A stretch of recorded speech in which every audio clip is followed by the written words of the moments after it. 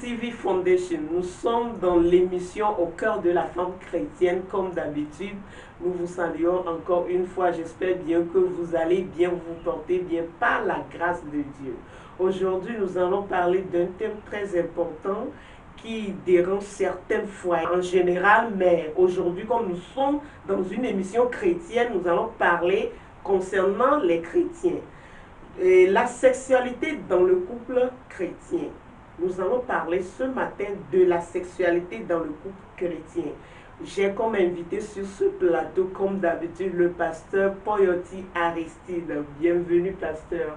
Merci, bonjour Totabis. Comment vous allez? Je vais bien par la grâce Je de vous Dieu. sens un peu fatigué. Oui, j'ai fait vraiment des activités cette semaine qui m'ont donné un peu de fatigue. Ok. Mais Dieu nous donne la force de continuer. Je demande à ce que la vigueur vous remplisse tout à l'heure au nom de Jésus. Soyez encore une fois bonne arrivée sur ce plateau. Merci. Aujourd'hui, nous allons parler d'un thème très important qui dérange certains foyers parce qu'aujourd'hui, nous nous appelons chrétiens, nous nous marions, mais il y a quelques petits ingrédients qui manquent dans nos foyers et c'est la sexualité. Alors aujourd'hui, j'aimerais qu'on en parle en long et en large et que vous expliquiez à nos internautes comment la sexualité peut se passer dans un couple. En premier d'abord, je vais vous demander comment peut-on définir la sexualité? Merci. Oui. Je dis d'abord bonjour à tous nos téléspectateurs, à tous ceux-là qui sont fidèles à KCO TV Foundation TV. Et je crois que la grâce de Dieu est avec vous. Oui. Amen. Amen. Et pour définir la sexualité, je dirais que la sexualité, c'est l'ensemble des relations sexuelles, ou bien c'est juste les relations sexuelles dans le couple chrétien ou dans un couple quelconque. Ok? Et je ne dirais pas qu'il y a une très grande différence entre la sexualité d'un couple chrétien ou d'un couple mondain, mais juste que le couple chrétien est régi par certains principes bibliques. Voilà. Oui. Merci. Quelle est son importance dans un couple? L'importance du sexe ou bien de la sexualité dans un couple? L'importance du sexe dans un couple. Vous savez, sans le sexe, on ne peut pas parler de couple. Sans le sexe, on ne peut pas parler de couple. On va plutôt parler d'une paire de personnes. Ok? Oui. Ou bien d'un binôme, ou bien d'un duo. Mais on ne peut pas parler d'un couple.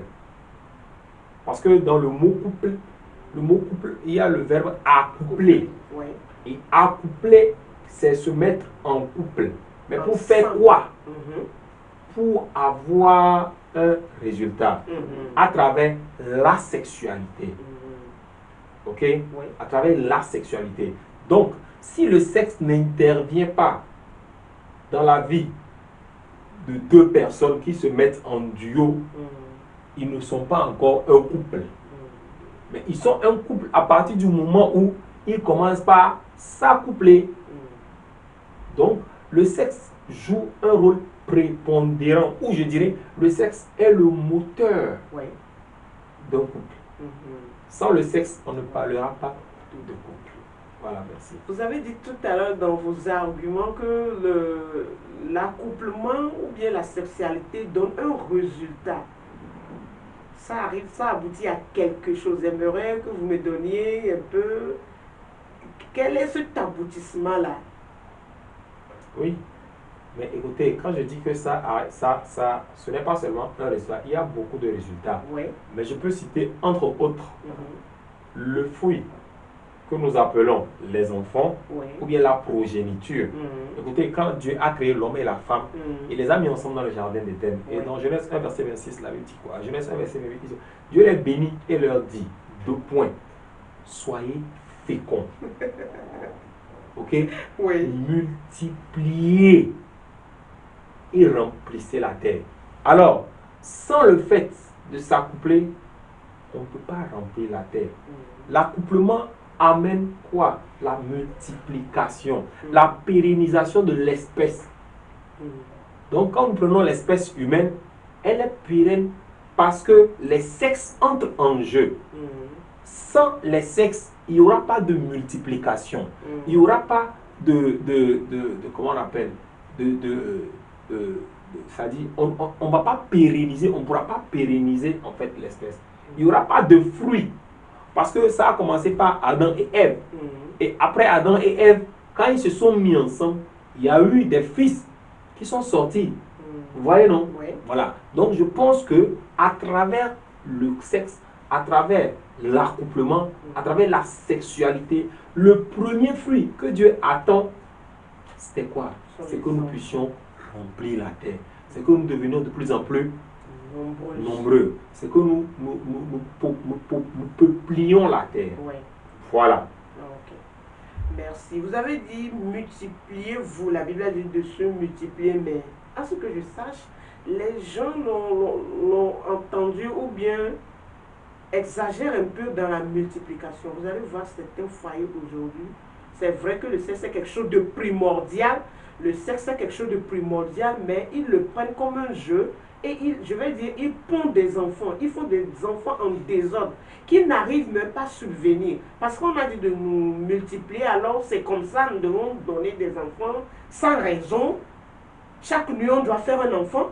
Non. Est-ce que c'est possible de faire un enfant chaque nuit? Ah, parce que voyez, dans certaines familles, mais je suis resté Vous savez, l'épanouissement d'un couple, ouais, ça provient de beaucoup de facteurs.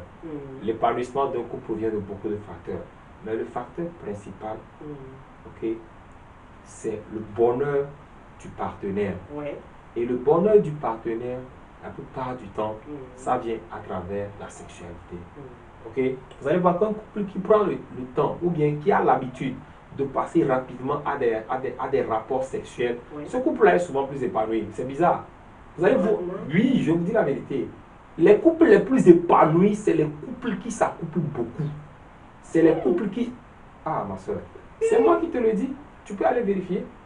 Les couples qui sont plus harmonieux, les couples qui sont plus complices, c'est... Vous savez, il y a pas, la Bible ne dit pas que c'est une fois par mois, c'est une fois par semaine que vous devez vous accoupler. La Bible a dit ceci, de faire en sorte que c'est seulement à cause de la prière, à cause de la prière, Ouais. que vous vous reteniez d'aller ensemble avec votre conjoint ou conjointe. Et qu'après ça, rapidement, continue. Si c'est 20 fois, vous pouvez faire. Et que c'est 20 tours. Hein? Si c'est 20 tours, comment je peux le dire, 20 coups, qui peuvent permettre à ce que le foyer là soit vraiment bien assis. Écoutez, si vous vous mariez dans l'art chrétien, ou bien dans le respect des principes bibliques, Dieu ne va pas vous condamner.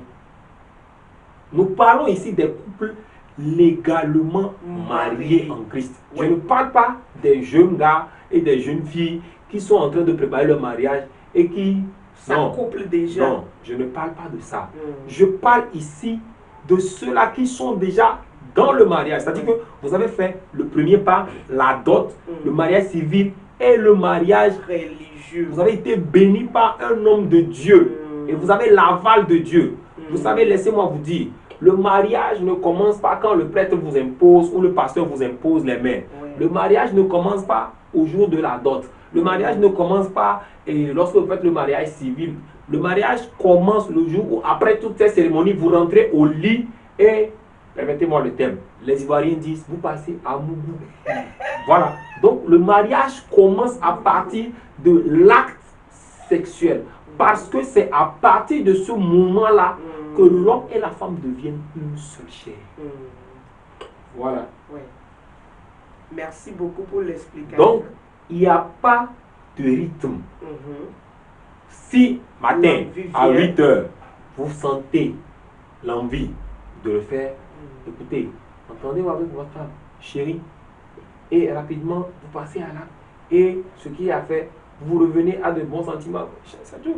Bon, je vais pas. On va continuer. Je vais vous poser la question. Vous avez dit que c'est quelque chose de très important. Et quand l'envie vient, on doit le faire. Est-ce que c'est forcé que quand l'homme a l'envie et que la femme n'a pas l'envie, on doit le faire forcément? Je vais te lire un verset pour te répondre. Ah, ok. Je suis à l'écoute. Un verset dans le livre de 1 Corinthiens chapitre 6. Oui. Ok. Voilà. 1 Corinthiens chapitre 7, permettez-moi. Ouais. Verset 5, la Bible dit, Mhm. ne vous privez. D'abord, verset 4. Mhm. La femme n'a pas autorité sur son propre corps. C'est le mari qui a l'autorité sur le corps de la femme. Mhm. Et pareillement, le mari n'a pas autorité sur son propre corps, mais c'est la femme. Ça veut dire quoi? Ça veut dire que Mhm. si X et Y sont mariés, ok? Ou bien si je prends le cas de toi et de ton mari, Mhm. et ton mari a envie de toi, Ouais. tu ne vas pas venir dire à ton mari que tu sais, je suis fatigué et je ne peux pas, ou moi je n'ai pas Et envie. pourquoi pas ne pas le dire? Je suis humaine, non? Ma Je soeur, suis un humain. je Je suis... suis un humain. Écoute, On sent la fatigue. oui, écoute, pour un temps, Oui, pour des cas, on peut, bon, écoute, tout le monde ressent de la fatigue. Et oui. pour des cas isolés, on peut se comprendre. Oui. Ou bien je En mens. cas de maladie. Même si tu n'es pas malade, Mhm. il peut arriver qu'après avoir fait d'intenses travaux au service, Oui. tu reviennes fatigué. Mhm. Ok? Tu peux le dire à ton mari, chérie, aujourd'hui je suis très fatigué. Déjà, quand tu dis à ton mari, chérie, aujourd'hui je suis vraiment fatigué, le travail que j'ai fait au boulot là, ça m'a tellement abattu, j'ai envie juste de me laver, de me coucher. Oui. Automatiquement, tu le prépares pour lui dire que, chérie, aujourd'hui, tu vas m'excuser. Mhm. Je ne pourrai pas peut-être. Ok? Mais il y a certains qui ne comprennent pas ce langage. Permets-moi de finir. Oui. Tu es en train de préparer le monsieur. Mhm. Mais s'il arrive que le monsieur Mhm. ne comprend pas, parce que vous savez pourquoi Dieu a fait la tête loin du sexe? Parce que le gars ne réfléchit pas.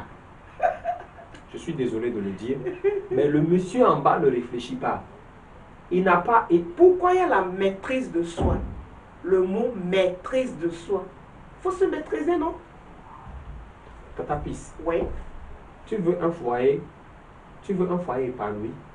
Très bien. C'est mon Tu désir. vas maîtriser, tu vas maîtriser ton soi là jusqu'à quand? Quand tu es avec ta femme. Est-ce qu'avec ma femme, la Bible dit que vous êtes devenus une seule chair. Tu appelles quoi maîtrise de soi? La maîtrise de quoi? C'est devant le péché. La maîtrise de soi, c'est pas devant ton mari ou devant ta femme que tu vas te maîtriser. Ne vous fâchez Non, je ne me fâche pas. La maîtrise de soi, c'est pas... Ne vous fâchez pas. Tu te maîtrises devant une femme qui n'est pas ta femme. Ok? Ok. Tu te maîtrises devant un partenaire, une amie, un collègue de service qui peut-être te fait des avances ou bien qui tend à te séduire. Tu te maîtrises. Tu te maîtrises en face d'une certaine tentation où le péché, tu sens que si je me laisse aller, je tombe dans le péché. Mhm. Mais ici, là, tu es avec ta femme et vous êtes devenus une seule chair. Mhm. Tu me parles de quelle maîtrise de soi? Je ne comprends pas. Mais c'est ça le langage que les femmes tiennent au foyer. Ah oui. Quand tu quittais ton papa et ta maman, tu venais chercher quoi chez ton monsieur? Non, mais réponds-moi.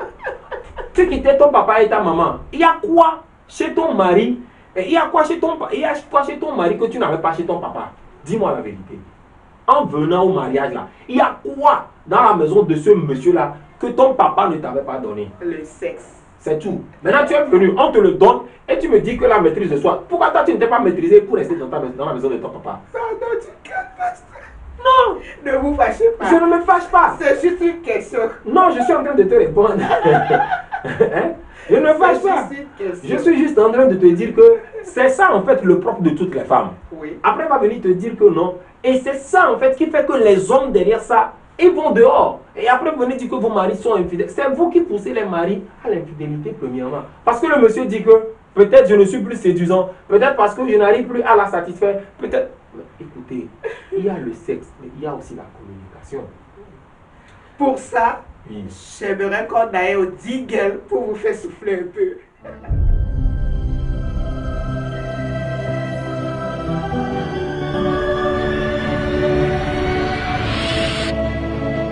Christ Chevo TV. When Jesus follows you everywhere.